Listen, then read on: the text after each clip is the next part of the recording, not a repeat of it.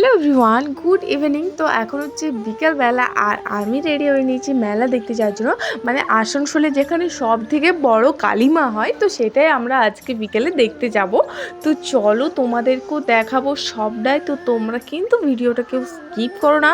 তো মেলায় ঢুকতে ঢুকতে দেখছি প্রচুর ভিড়। মানে আমরা যেহেতু ভাইফোঁটার দিন ঘুরতে গেছিলাম মেলাতে, সেই জন্য ভাইফোঁটার দিন তো প্রচুর ভিড় হয় মেলাতে।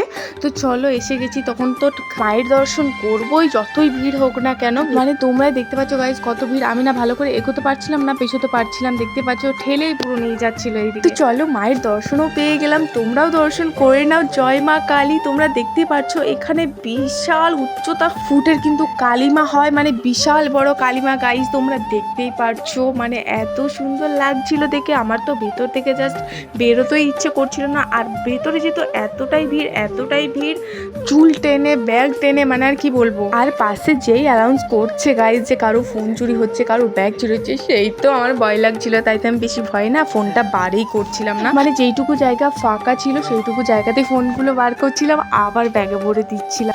তো চলো তারপর তো এখান থেকে আমরা বাইরে বেরিয়ে গেলাম। আর এটা ছিল প্যান্ডেলের ডেকোরেশনটা, খুবই সুন্দর লাগছিল, কিন্তু বাইরেটাও ভীষণ সুন্দর ছিল।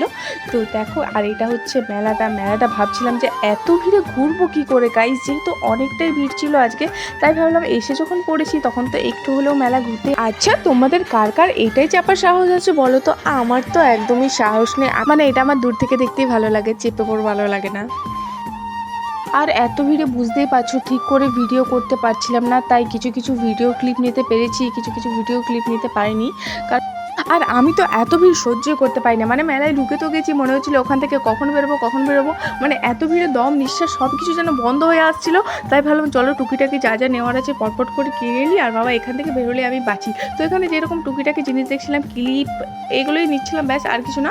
আর এখানে দেখো রাজকে, মানে আমার ভাইটা এখানে তরোয়াল ধরেছে। আমি ভাবছিলাম যে তুই এটা নিয়ে কি করবি।